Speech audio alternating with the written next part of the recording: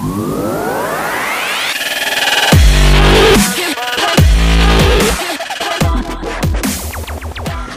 everyone, back in the shop again. There's a couple things I'm going to go over in this video. One is the unboxing of Trophy Technology. I have some more swim baits in there. Just a smaller variation of this one right here. This is the SBT8 and I have an SBT7. Upon the Enigma fishing rod here that I'm using strictly for swim baits, and the Ardent Magnum reel. We're going to be using the Vicious fluorocarbon. This is a 17-pound test line. We're going to spool that up here really quick. I was planning on getting out this weekend to test out the swim baits at Memorial Lake. There's tons of pickerel and tiger muskies in there. But unfortunately, we have to work. Okay, got the line on the reel. It's run through the guides on the rod. And now we're going to show what's in this box.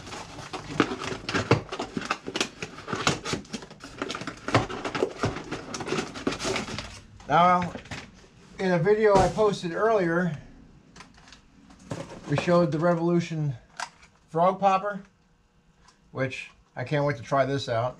Put this up here on the hook here. This was the SBT8 swim bait, and in the box we got the SBT7. You know, length's only an inch difference, but it's also a narrow bait compared to this one, and it's also a little lighter. So that would be perfect to throw with the Ipon and the Magnum setup. So we'll tie it on here.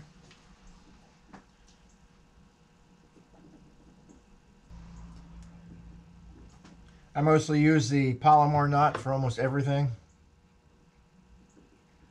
except for when I'm tying braid in a fluoro with a fluoro leader.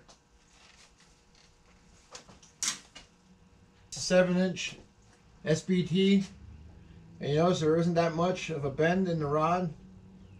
You know, like I said, this rod is designed to handle a 1/2 ounce to 1 1/4 ounces, and this will be perfect for throwing out that swim bait.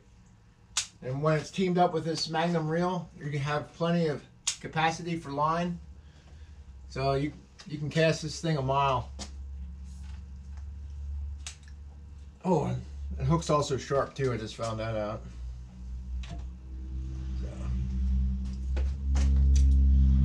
So yeah, I'm ready. I'm ready to see what big critters want to bite onto this. You know, I'm game for anything that hits it. You know, whether it be a nice trophy-sized bass or, you know, your musky pickerel. I'm pretty sure they'll love tearing into this thing. I mean, I'm pretty sure they'll love tearing into this. This one's very soft. I mean, this almost feels like a real fish. The only difference is you don't have that trout smell. But yeah, this is very soft. And you can just see how, you know, how much action this is going to have, this tail kicking back and forth in the water. So we'll eventually get up a video for that. You know, I'm looking forward to doing that. I think, look for the title. I think I'm going to call it a Toothy Critter Challenge. I mean, I think that's a pretty good title for that. And that's all we're going to do. We're going to go out in the boat. Going to start early, you know, early as possible. You know, depending on how many hours I have available in that day. We'll get out there and that's what we'll target. We're going to just target toothy critters. It'll be at Memorial Lake. That's at Indiantown Gap. And this is what we're going to be throwing. That's all we're going to be using for that whole day. I'm not going to take anything else out there in the water. You know, because it seems like when you try to learn a new technique or something and you have other stuff with you, 9 times out of 10 you're going to be like, okay, this worked. You know, I tried it for 15 minutes. You're going to sit down, you're going to pick up something that you're used to throwing. And that limits you. By just putting this in the boat, you know, and that's it. if you want to fish, you're going to be using whatever you have in the boat, or you're going to go home. And I have confidence in this. I have used swim baits before. Most of my swim baits were probably only about this big, so they're probably about like half this size. I used them in Lake Norman, and I forget what the brand was at the time, but it's like a whitish pearl kind, and I caught a couple largemouth, you know, swimming along the banks with it. For the most part, it was more or less a shallow floating type bait where it only went down like maybe a foot or two. But this thing here, we'll be able to cover every foot of the water column.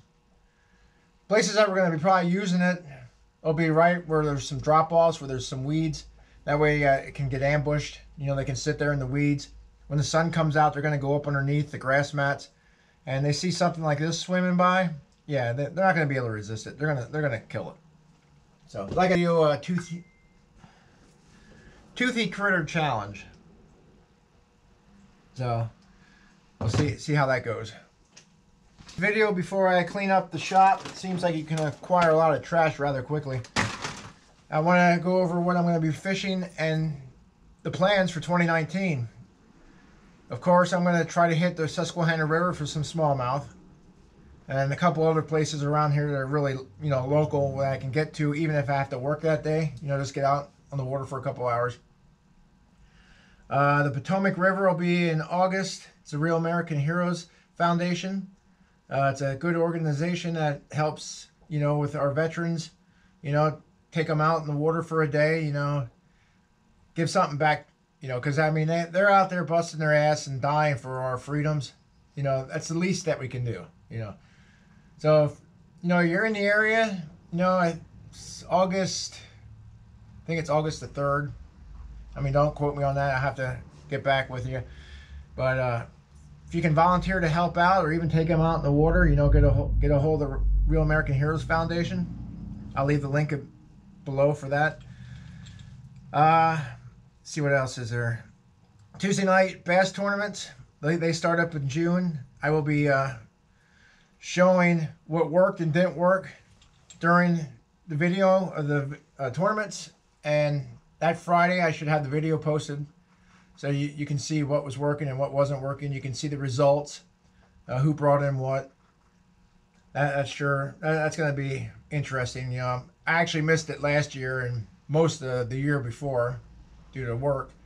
So this year with my schedule, I should be able to make it. The only thing I'm going to lose out in that is sleep, but you know, you have all this stuff, you want to use it before you die, right? Let's see what else is there. Of course, I'm going to be going to Memorial Lake, you know, for the Toothy Critter Challenge. You know, I'm actually looking forward to that. I keep talking about it, and I'm really getting psyched up for it. Because I know there are some big muskies in there. I know there's a lot of pickerel in there. There is a muskie in there. It's about 4 foot long. I caught him on a black and blue chatterbait about 2-3 years ago. I was reeling in, and all of a sudden I could not turn the handle anymore. And I thought for sure, you know, I hit a log or a stump. And then it started to move, and I looked, and about this much, I just seen a flash. I seen him turn. I actually seen him like to start to roll. And then the bait went flying over my head, and I'm sitting there. And it's kind of like guys that go out bear hunting. You get that bear shake. Well, when I seen it, I was just like, I was done for the rest of the day. I couldn't concentrate because I'm thinking, oh my God, this thing's huge. So as you can, you know,